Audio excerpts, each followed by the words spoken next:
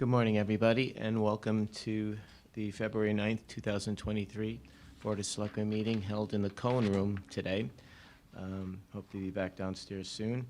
And as always, it is also virtual. We will start the meeting off with the Pledge of Allegiance. Pledge allegiance to the flag of the United States of America and to the republic for which it stands, one nation, under God, indivisible, with liberty and justice for all. If I could ask you, please, to remain standing for a moment of silence for Winston Robinson, a dear friend of ours who passed away recently. Winston served on many boards and commissions with a lot of us and was a town native and loved the town very, very much, and was sick for a few years and unfortunately passed away. And also for the people that are suffering over in Syria and Turkey.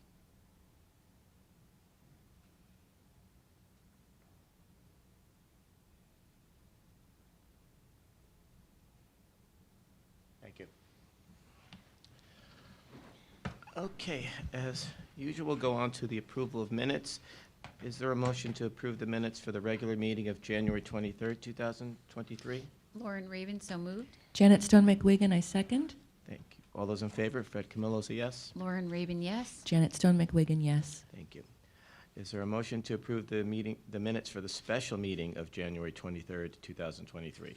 Lauren Raven, so moved. Janet Stone McWigan, I second. All those in favor? Fred Camillo's a yes. Lauren Raven, yes. Janet Stone McWigan, yes. And finally, is there a motion to approve the minutes for the special meeting of January 25th, 2023? Lauren Raven, so moved. Janet Stone McWigan, I second. All those in favor? Fred Camillo's a yes. Lauren Raven, yes. Janet Stone McWigan, yes. Okay, thank you. Go on to the updates. Mine will be very quick today. I had the pleasure of swearing in two new firefighters this past Monday, Kevin Beard and Tori Childs, who are off to the academy for some training. So wish them very well in their future careers here serving the town. On Sunday, I attended David Licata's art exhibit over at the Senior Center. It's still going on. It's a new type of art that I know nothing about, but it looked nice. So if you're interested in art, take a walk over there. David's a good guy, lives in town. Missy Wolf, I don't know if anybody had a chance to come to her presentation on Colonial Greenwich. She did one over at the Greenwich Library in January, and a few of us happened to miss it because we had something else that night. So I asked her if she'd come back, and she did. And it really was interesting to see what Greenwich was like back then. It was known as the frontier between Connecticut and the rest of the eastern seaboard, which was held by the British, especially Westchester County and Long Island. And Greenwich was known as the frontier because part of it was really split between those loyal to the crown and those seeking independence. This was before we actually got our independence. So people were losing their lives here. Neighbors were fighting neighbors. Properties were being taken. So it was interesting and also the names of the various parts of town where they came from. And being a former history teacher and a townie and someone who loves the history, she even schooled me on our town seal. It's over there on the flag.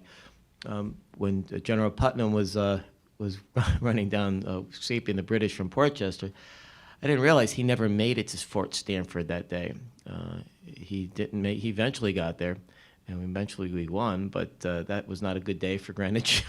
Apparently they left Greenwich in tatters. So that was interesting to learn too. So if you ever get a chance to catch one of Missy's presentations, she's still working on it. She wants to get her research up to, I think, 1776, so she's getting close. And this week I also testified, I sent in testimony on House Bill 6590 and House Bill 6593. Again, these are bills that are aimed at taking away, eroding local control of lots of things, and one of them actually would allow housing authorities in other municipalities to come here. And in other bills, there's some condemnation powers there to come in. The state, in fact, not one of these bills, but there was one bill that's talking about pedestrian safety, and it's been in the news here. We've been trying to do the bump outs and make things very safe for people. because we've had more fatalities in Connecticut this year than ever before. And it's gotten so, it's really moved people so much that, and I think it's called Vision Zero. And the bill is not bad except for that one part where they can come in and condemn. So that piece over on Greenwich Avenue, they can come over and condemn it now if this bill ever passed. That's why I'm against the bill. I don't want the state coming in and condemning anything, but that's why it's really incumbent upon us to take care of this stuff ourselves before the state comes in. So I did some testimonies there, and we'll continue to testify on bills pro and con that I think will help not only Greenwich but our state of Connecticut.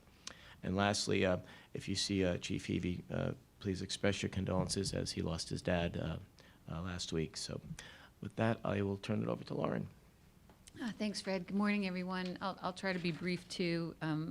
I know that we have interviews today for the boards, commissions, and committees. We are still looking for candidates for IWWA. I'm not even going to say what the acronym is. So if you're interested, we would love to get you into the process. As part of the Central Middle School Building Committee, we did select and vote this morning on a construction manager at risk, so that's exciting to get that project continuing to move forward. And as Fred, CCM, I was appointed again to the Board of Directors for CIRMA, and CIRMA is the Connecticut Interlocal Risk Management Agency, so I'll be continuing to serve on that board. It's up in New Haven, in the CCM building, as a matter of fact. Really? Mm-hmm. And that's my update. Thank you. Well, hopefully you get to go over to Worcester Street and get some pizza when you're there. Good morning, Janet. Good morning. So I'll start by saying thank you, Fred, for honoring Winston's memory. I had the pleasure of serving with him on the board of Barbara's House, and absolutely he will be missed. And with that, February is a short month, but a busy month. February 2nd was Groundhog Day, and the Greenwich Sustainability Committee had its regular monthly meeting. But unlike in the movie, the committee is not stuck in a repeating loop. The committee is moving forward and expanding its community engagement. In January, it launched a fabulous newsletter. Details about signing up for it is in the first Selectmen's Friday e-blast, so thank you, Fred. The committee is working on a speaker series, and stay tuned. In April, in conjunction with the town's annual Earth Day proclamation, the committee will be giving out a sustainability award to members of our community who embody the spirit of sustainability. So the selection committee will be soliciting nominations soon. And in terms of art education, tonight I'll be attending the opening of the newest art installation at the Flynn Gallery in Greenwich Library from 6 to 8 p.m. The exhibit is titled Glow and features 4 artists whose artworks intersect color, transparency, process, and materiality.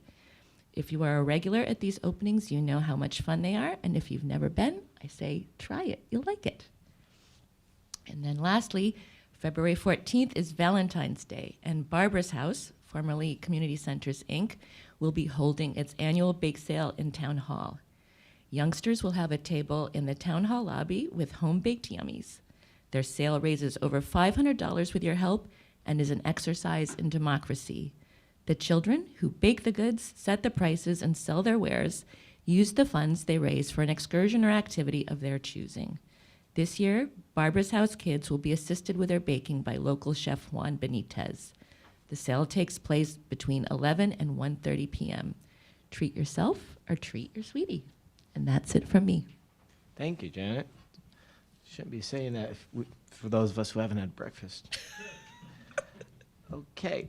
There is no old business, so we're going to go right into new business and a first read of the municipal improvement application for the Delavan Avenue and Chestnut Veterans Way bump out, or should we say intersection improvement.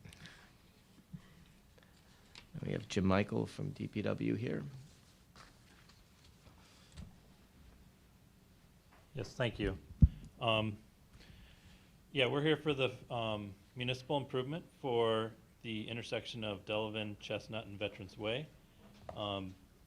This project came to us through the Byram Neighborhood Association and their concerns for safety in Byram in general. They presented to the board in July of, your board, in July of 2021. We've been working with them since that time. We got some budget money in the 22-23 budget, that's what we're looking to utilize here to fund this project. This was raised as one of the main locations of concern. As many people know, Delavan is kind of a main arterial between I-95 and Port Chester, and there's a significant amount of traffic that goes on that road. There's a restaurant located on one of the corners, there's the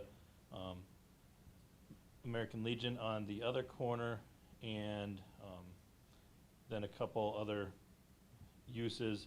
This is also a pretty significant pedestrian route for students going to the school, others going to downtown Byram, and others going to the library. So it's definitely a location where we see a lot of pedestrians. There has been a number of crashes over the years, including pedestrian crashes.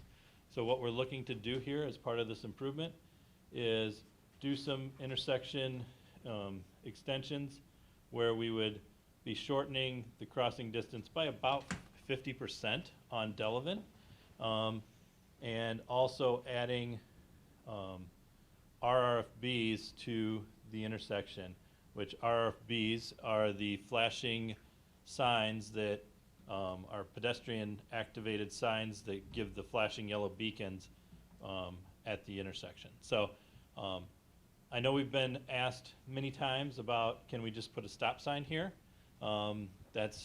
We have certain regulations that we have to follow, and one of the main things is the volumes of traffic, oversimplifying it, but is volumes of traffic in both directions of an intersection have to be fairly close to each other. And as you can probably imagine, the volume of traffic on Delavan is significantly larger than the volumes on the two smaller side streets. So it does not justify or warrant the placement of stop signs here, and therefore we cannot just place stop signs there. What else?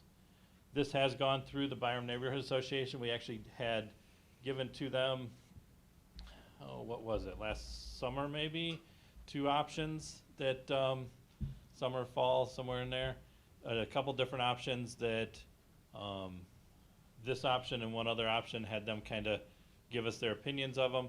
This is the one that was the more preferable.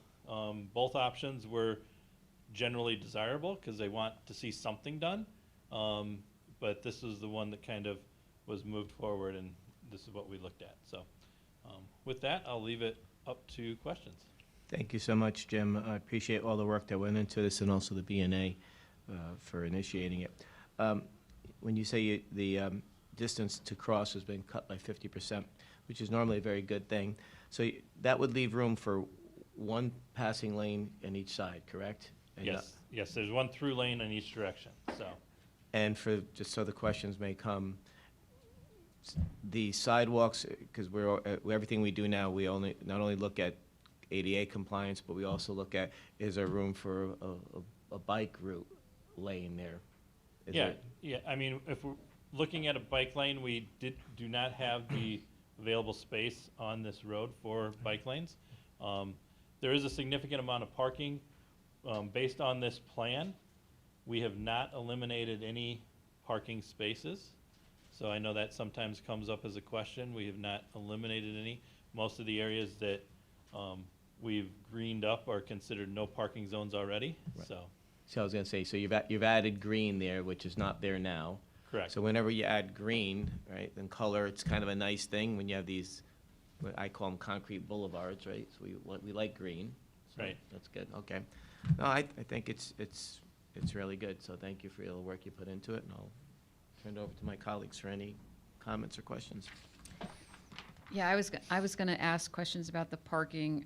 My mom used to live, I'm looking at the color version, so next to Burger, Shakes, and Fries, the yellow house, it's like, that you have to climb like 3 stories to get to.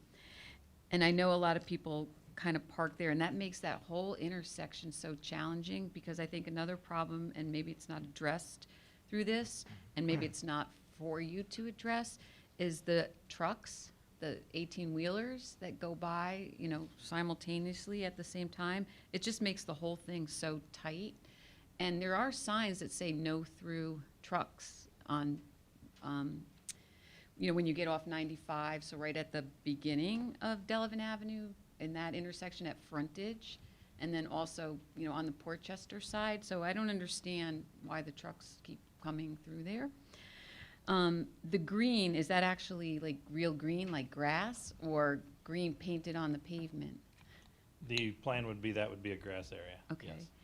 And it looks like then there wouldn't be any crossing at the corner of the vets. So the crossing would only be where the red bricky stuff is. Because I think people do try to cross where it looks like it's like a light tan. Yeah, yeah, currently, currently the crosswalk is right through here, and it goes from this side of the intersection to that side of the intersection. What we've now done is we've taken and added this movement here and added this movement here. So ultimately, if somebody's coming this direction, we'd want them to cross this way or walk over here and cross this way to get that direction. It just makes it a little bit safer than crossing in the middle of where potentially traffic might be coming and turning out here. That's part of the reason for that. Thanks. Janet? So thank you. I'm going to echo and say thank you for all the work that has gone into this. I don't have any further questions at this point. I know that there's a lot of members of the community who are here, and I'm sure would like to, you know, express opinions to us, and I'm very interested in hearing that, and I appreciate that this is a first read, and that we'll revisit this at the next meeting. Thank you, Janet. Yes, so now we will go to the public, and I do see some people from Byram and the BNA here, if anybody wants to add anything. First hand up I saw was David Wold, followed by Bob, followed by Lucy, followed by Liz. And then there's two people on Zoom too, so we should Okay. probably Okay, alternate. Oh, oh, okay, let's go first. David, do you mind? Thank you. And then David's got the floor first from here. What I'm gonna allow both Ally and Joe Kantorski to talk, because my computer's being weird and slow, but they should not speak until they're called on. Okay, thank you. So we'll go to Ally first, and then we'll get Joe, and then we'll go here, and David will lead off. So, thank you. thank you. Good morning, Ally. Can you hear us? Hi, for Selectmen. Yeah, this is Ally Michelson, principal at New Lebanon School. Good morning, everybody. Thank you for taking me off mute. I'm in between a few crazy meetings this morning, so I appreciate your time. I just want to say I'm looking at the drawings, the renderings myself, and Lucy and the BNA, of course, have been in touch with me.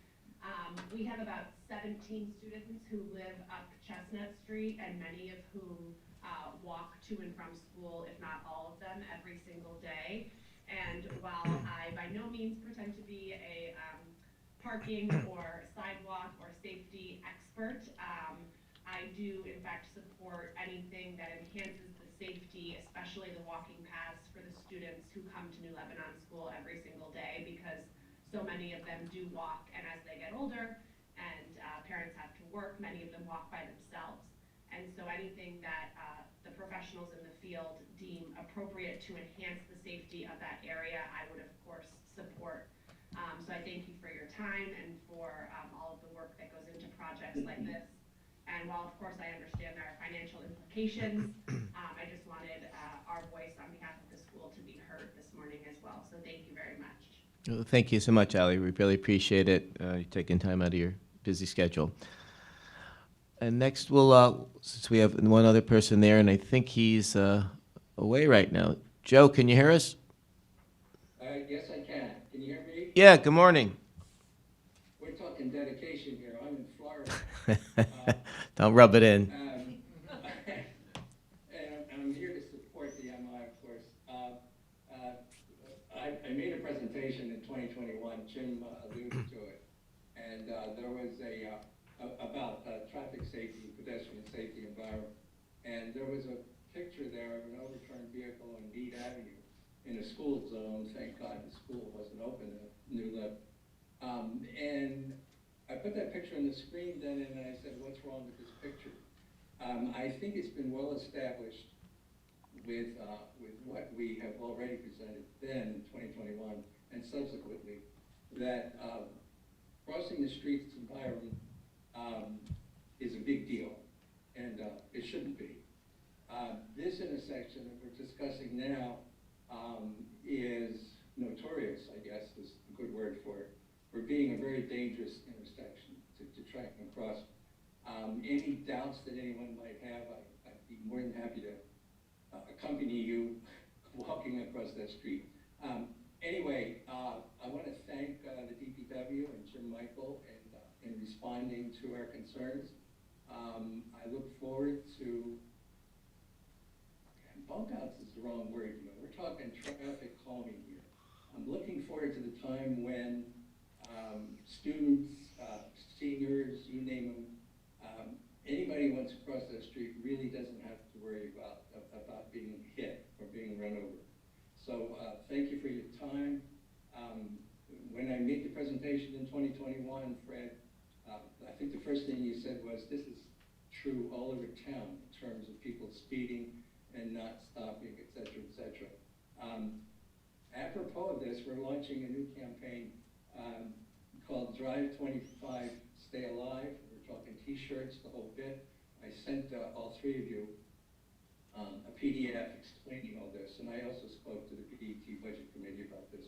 Anyway, again, thank you, and I look forward to working more with the DPW about this. And greetings from sunny Florida. I have no idea what the temperature is, but I know it's a nice, warm, wonderful day.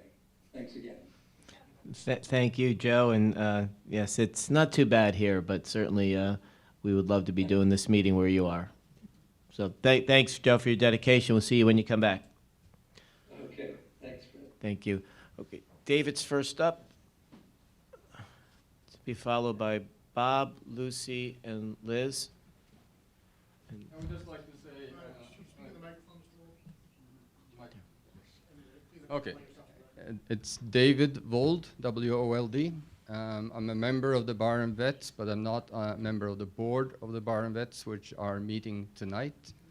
But we saw this, well, actually, the Neighborhood Association sent it over to us last week, and some of the members sort of addressed it and looked at it, and we are all for safety measures in that area. We have members that are up to, I think John Macri is 95 or 97 or something like that. So, and we have people who have problems getting into our building. Bar and Vets building was referred to as the American Legion building, but it is the building here. And just to, the only issues that I have heard expressed are access to our building. Because what we're doing with seniors, both for our parades and everything like that, we pick them up, we drop them off outside either the front door, here, or the side entrance, which goes down to the bar, which is here. And we don't park, we don't stay there. We have the one handicap parking here. But what we was hoping was that DPW, I'm just expressing what has come in. There might be more comments coming after the meeting tonight. But what the comments that have been coming in is somehow if we could open up an opening here and an opening here so that we can, seniors, ADA, whatever it is, members coming, can get an access out the door instead of having to back up all kinds of strange solutions to get close as possible to the door. We still support the bump outs. We're a little bit concerned, and some people started talking inches and feet. These parking spaces are 7 feet deep. When we talked about Greenwich Avenue and things, we talked about 9 feet deep parking spaces. I know Don Sylvester's truck he would lose all his mirrors because if Arnold's Bakery come down the street and the roadway here is only 10 feet, they're going to whack all those mirrors down Delavan Avenue. We have that problem in Post Road and Coscob. We Yeah. were getting mirrors whacked. So either, I hate to suggest even that blocking one side for parking so that you can have wider roads or something like that, but that was a comment that came out.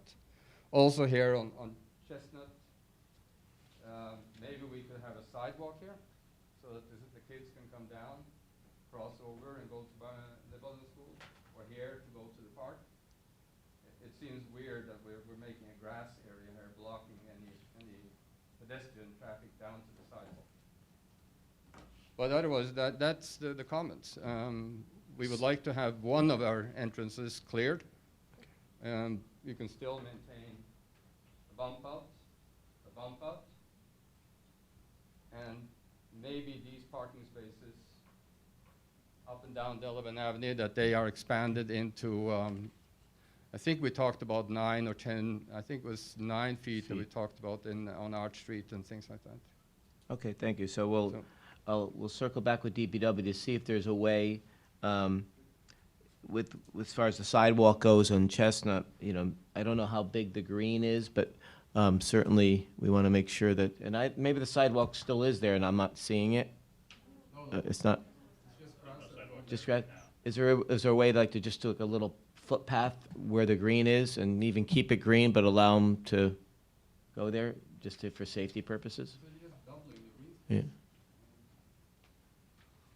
As of right now, there isn't a sidewalk at all on that side, so the concern is that if we put a segment there, where's it leading to? So we can look at it a little bit further going up Chestnut to see if there's any possibility, but as we start going up a little bit, it starts, you know, there is some parking, and we do know we're trying to be very respectful of these neighborhoods and know that these, you know, they depend on the on-street parking for many of these locations, so we're trying to minimize the impacts to those locations. Okay, to David's point, we'd love, look, I think the green is great, and I'm glad it's there.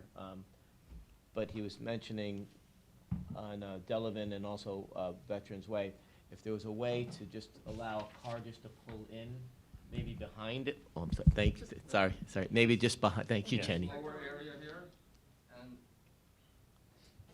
one open space for a car that can park in front of the entrance to the. You got to speak into the Yeah, mic. yeah, so I'll address that. Okay, just hand them the Yeah, microphone. so the area that's right in front on Delavan Avenue, that area is currently labeled as no parking, and it's an area that's in the middle of the Chestnut intersection. So having vehicles stopped here is somewhat problematic for any vehicles making the turn and so forth out. It creates a potential hazard there. We can look at this in area here and maybe look at making that, you know, currently some sort of hatched area that could be used as a loading unloading zone. It's just going to take away a little bit of the green, but you know, we also know we want to try and work with all uses of the area. So I figured you'd say that Delavan would be a little bit of a trick to do that, but maybe the answer's on Veterans Way, so. and just to hit on really quick on the parking stall width, parallel stalls are normally between 7 to 8 feet wide because you're not having to, the belief, and it's not always the best belief, but the belief is when you have a 9-foot stall that's a stall next to another stall next to another stall, there's room that gives you room to open your doors and so on. When you have a parallel stall, it's right next to a road, yes, that means you're opening your door into the lane, but it's not necessary to make those widths different. So there's different width regulations for stalls depending on the configuration of them. And we're also, we're maintaining what is currently out there. We're trying not to take up more of the sidewalk width by widening the road at all. So the areas that we have kind of called out as the parking stall widths of 7 feet, that's what's out there right now. So we're trying not to take over this intersection too much and widen it out much, because then we'd have to be chasing it further back in each direction, and, you know, there's no real good place to stop. You know, I think you need to think about, too, coming from New Lebanon Avenue and making, or Veterans Way, making a left or a right onto Delavan. You have to come out pretty far to see that it's safe for you to make your left or right. So I get the point of, you know, allowing cars to park there, but that just is another difficulty in sight lines to make sure that it's safe for you to make that left or right, because you really do have to come out pretty far into that crosswalk to see. Yeah, That's just my experience. yeah, and I think with this new configuration, having those areas where there isn't those loading zones, we would just make sure that any sort of, you know, if it's not grass, if it's another type of plant material, that plant material does not obstruct sight lines and that, so. Thank you. Oh, Bob, you're up next. And then you got the two ladies. Robert Jenna, Talbot Lane, Byram, Connecticut. I think Joe Kantorski mentioned Drive 25. I assume that that's a speed limit suggestion. I'm wondering how that will be implemented. I'm sure you probably looked into it. Will there be any kind of a speed regulation? Because the problem here is that just reducing this lane doesn't necessarily slow anybody down, from my experience. So unless there's some kind of signage that says, here's your speed limit, or like the signs at Western Middle that says, this is your speed at this point, maybe that could be a regulatory factor. So that's really my question, is how can you reduce the actual speed of vehicles traveling along this narrow section? I guess you're going to need something on both sides that gives a speed limit. Has that been looked into, speed limits or any kind of a mechanism? There's going to be a light there. So yes, so we have looked at the speeds. Actually, the speeds on Delavan are not significantly higher than the speed limit. We have we did a 1-year study from February 2022 to this past February right now. So average speed is 27. What they consider the 85th percentile is 32, meaning 85% of the people travel at or below that speed. So that's not saying that it's not a problem, but we do know that we have a school zone sign that's somewhere in this area that does do the visual speed displays only during the school zone time frame. So we can look and see if there's modifications we might be able to make to that sign to have it activated at all times. The only difference is we try not to put those on too much, because if they're on all the time, then people stop paying attention to them more. So that's one thing that we've found. And so that's kind of with the speeding piece. Yes, it is definitely a concern. We think that by narrowing these down, it really just does also add some attention that there is pedestrians in these areas. It adds some emphasis that there is people walking and crossing the road. So. Thank you, Bob. Appreciate that. Lucy? I'll try not to repeat what everybody else has said. I'm no longer on the board of the BNA. Oh, Lucy Von Brockel. I live on High Street in Byram. I just want to clarify that I'm no longer on the BNA board, so I'm not speaking for the BNA today. I'm speaking for myself. A couple of things I wanted to address. The bike lane issue.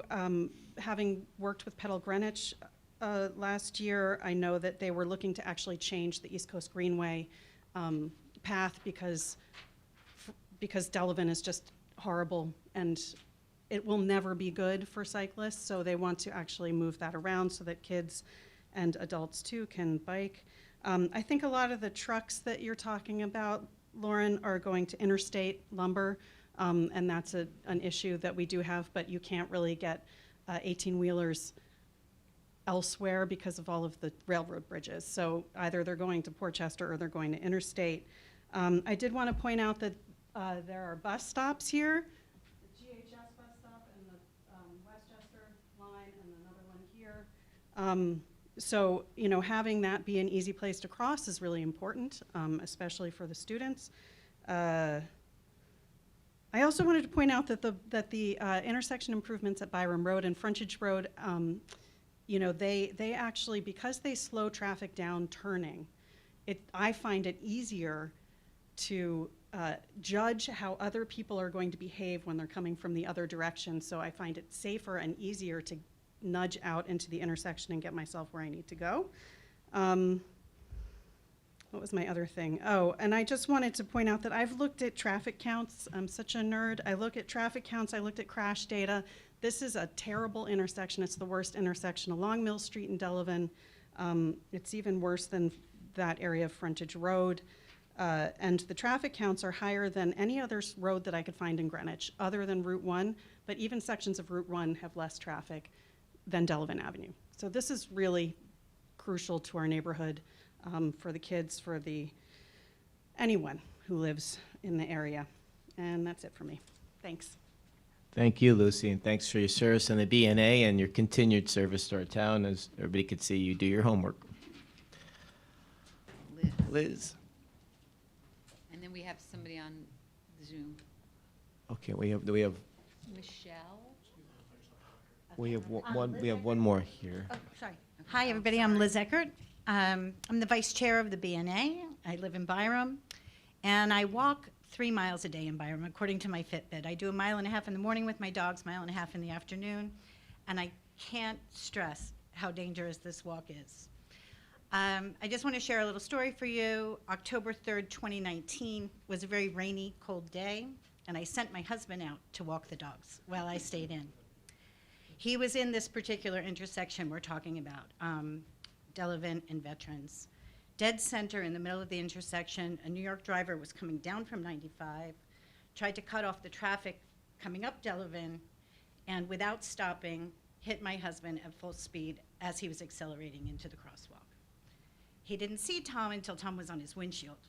At this point, he slammed on his brakes and threw my husband, with the dog leash still attached to him, down Veterans Way, where he slammed into the pavement, and the dog leash pulled his arm. I guess it pulled his rotator cuff, torn labrum, and the damage to his neck is still, they can't do anything with it. It's all arthritic now, so he's in pain constantly. I'm shaking because this means a lot to me personally, but on behalf of the VNA, we really, really urge you to go forward with this. Thank you.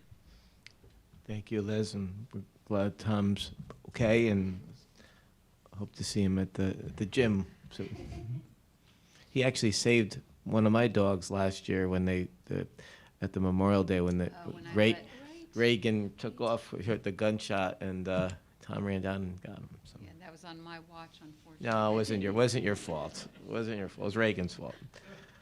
Anyway, okay, and we have one more, and then we'll go on the Michelle Carrot.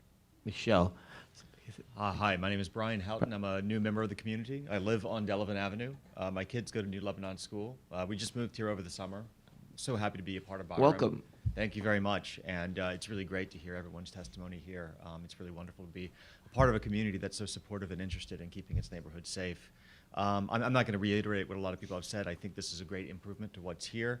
I think it does a great job of ameliorating the pedestrian traffic. I know this route well. We walk to Burger Shakes Fries all the time. This would be the preferable route for my kids to walk to school, but because of the danger, we go down the other way, down Mead. One suggestion that I might have, because we use our driveway goes up to Spruce and we take our car down Chestnut to get onto the road. If you look here, the stop for the cars comes well before the crosswalk, and it's sort of in line with where this wall is. Because there's parking right here, it makes it very difficult to see. So it's just another line of sight issue I'd like to point out. So I know there's sensitivity about taking away parking spaces, but if that green space could be extended, I think it would help a lot improving visibility from that end of the road. Thank you so much, Brian. And one quick note on Jim, with the green space, which again I think is beautiful, what you did on Elm Street is phenomenal. Anything you put there, because Brian brought it up about sight lines, any plantings, if they could just be low because, sometimes like the seagrass, which is my favorite type of planting, sometimes grows pretty high, and short people like me, that could be a problem. So just if we can keep that in line. We have one more, and then we're going to go to Peter. So If Michelle could unmute. Hi, good morning. Hi, Michelle. Hi. A lot has been said this morning. I think there's no doubt that changing the path and making improvement is supported. I am a resident on Mead Avenue, live down the street from Liz, see her walking the dogs often. My son does go to New Lebanon, so there's clearly community support from the Byram Neighborhood Association, from the neighbors, and from the school to make changes happen. I know Joe mentioned the car accident in front of Mead Avenue a few years ago. That was actually directly in front of my house. We were fine, our property was fine, but we had only been in that house maybe 6 months, and it was kind of a wake-up call of what does the traffic look like in the area, and what is safe for kids and dog walkers and families and bicycles and buses. So while this is important on Delavan and Veterans, I do want to stress that there are other parts of Greenwich and that neighborhood where it's still a cut through from 95. It's not just Delavan, it's some of the side streets. My question though posed, and it might be an unknown at this point, is as Portchester develops, we have 2 condos popping up on Main Street and another one farther down on Main Street near Stop and Shop in the next few years. And it is another state, another district and municipality, I understand that, but as population grows, is this going to adapt and flow? Is there room for it to adapt to flow for perceived increase in traffic in the area? Because I think this is just going to increase. I don't see it subsiding in any way, shape, or form. Just food for thought as the areas around us change as well. Thank you, Michelle. Good points. And having having lived there for 5.5 years on Church Street West, you're right. There are other areas that are used as cut-throughs, and I have to speak with village manager of Portchester, Stuart Rabin, no relation to Lauren, and I'll get an update on some of their projects there too, and see how we can sort of prepare. But you're right, we don't have any jurisdiction there. Okay, thank you so much. Peter, I'm sorry, I'm looking right at you. I am Peter Alexander, and Zoom that pop. that last speaker, I want to congratulate her on looking forward. And one of the things that concerns me, and I'm basically in favor of the project, don't get me wrong, but the expansion doubling plus the size of the bridges across the Byram River up north, just below 777 West Putnam Avenue, is going to be a sub-tributary for 287 and expanded White Plains Airport. I'm not saying the 287 is going to be complete and be the bridge to Long Island. That might be a few years out, but I think we should be really careful in seeing what kind of traffic increases, and just put that in the plan. Thank you. Thank you, Peter. Yes, We have one more on the Zoom, and then we probably need to wrap up. yes. So we have Matt Pop to be followed by one more hand I see here. Just 'Cause thanks. We have interviews at 11. Yeah, I know. Well, yeah. If you. Good morning. How are you, Matt? Good morning. Matt Pop, landscape architect. I'd just like to state that I lived on Chestnut Street for 9 years, from the pump out over on the Chestnut side of Delavan Avenue across from Burger Shakes and Fries. It's extremely valuable. There was always a car parked there coming in. I think we lost you there, Matt. Is he still with us? He's still talking, but we can't hear him. Well, we got the part about. Okay, Matt, we kind of lost you there, Matt. So can you repeat that? If not, Liz is texting you. Maybe you could text it to her. While you're doing that, we'll finish up here because we do have a hard stop, or close to a hard stop here. So, I don't know if you could hear me or not. Go ahead. Go ahead, Matt. Yep. I wasn't sure if you heard anything I said. Yes, about the value of the bump out, but we're running out of time, so if you could. Yep, so again, Chestnut Street pump out's very valuable, but just the one in front of Fergus Shakes and Fries, it makes sense, because the car would have to back up to get in front of the parking space in front of Fergus Shakes and Fries. Thank you. Okay. Thank you, Matt. Appreciate it. One more question. Thank you. My name is Ann Blumensad. I live in Byram at 4 Talbot Lane, and I walk, like everyone else, religiously around Byram.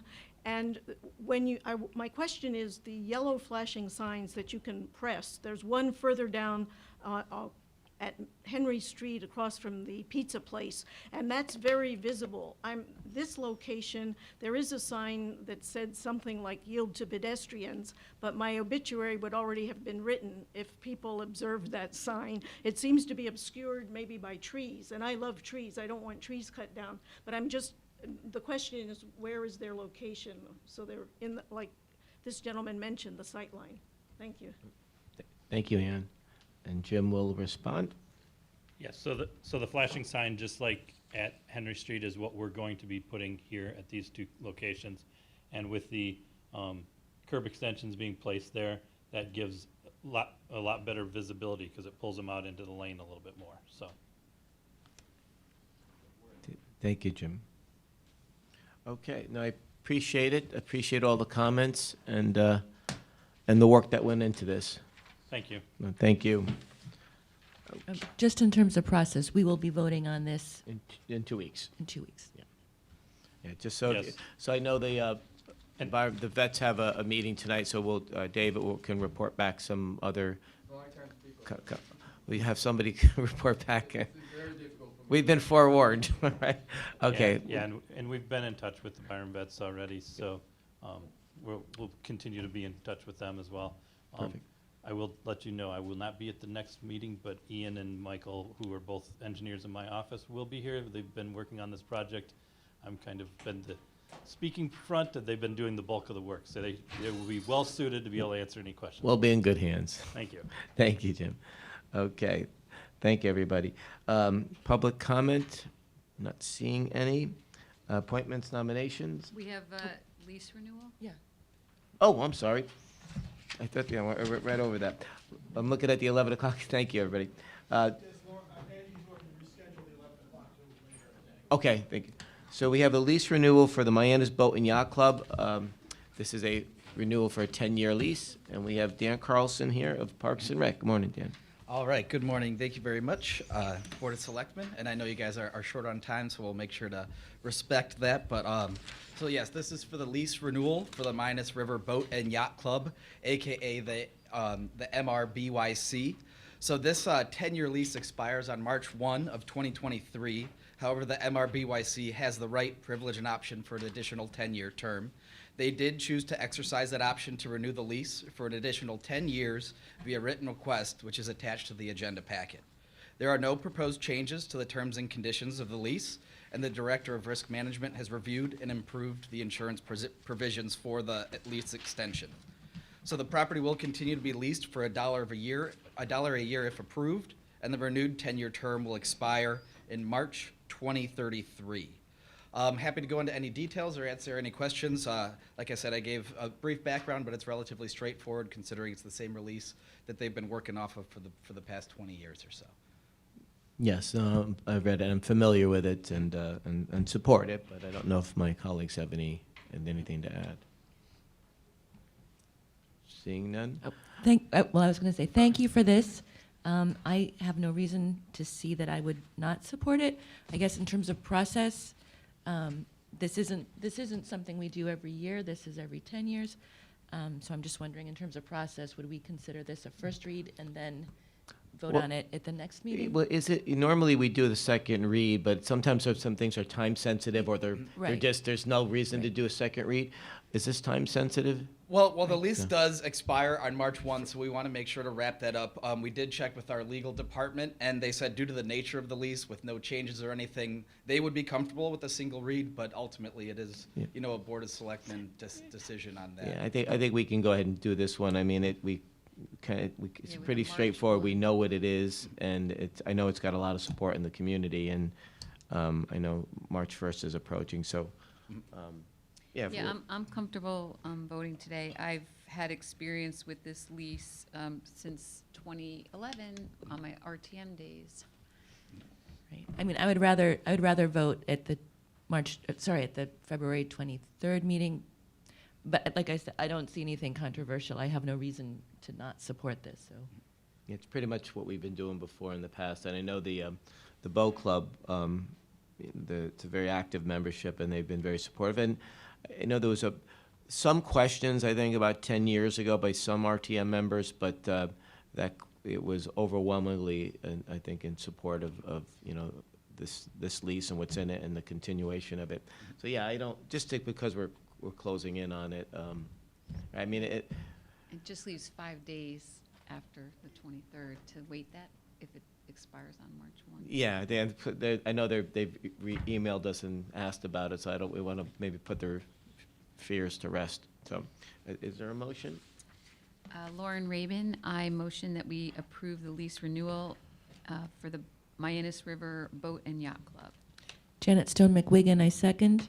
All those in favor? Fred Camillo's a yes. Lauren Rabin, yes. Janet Stone McWigan, yes. Okay, Dan, thanks so much. Appreciate it. Thank you all very much for your time. Joe. Have a great day. You too. Thank you, Joe. Okay. Was there any appointments? or- Yes. So I have one appointment. Lauren Rabin, I motion to approve the appointment of Tina Corpus to the Selectmen's Nomination Advisory Committee for a term ending June 30th, 2026. Janet Stone McWigan, I second. All those in favor? Fred Camillo's a yes. Lauren Rabin, yes. Janet Stone McWigan, yes. Okay. Seeing nothing else, is there a motion to adjourn? Lauren Rabin, so moved. Janet Stone McWigan, I second. All those in favor? Fred Camillo's a yes. Lauren Rabin, yes. Janet Stone McWigan, yes. Thank you so much. Thank you, Barbara, for watching over us. Thanks, everybody, for coming. Thanks, Jenny. Thanks, Ken. That's it. Yeah, yeah. What, you wanted something else, or? What? No, we had, no, I didn't. I went over it before, yeah, I went to the public comment before this, and then I didn't see it. No, I'm sorry. What did you have? I think it's really, really important to have attention paid to today's Greenwich time with the, Somehow there was an update. Oh, thank you. For the Celatron device to allow. bridging Greenwich Harbor. And I think it's really important that we're the, Oh, Oh.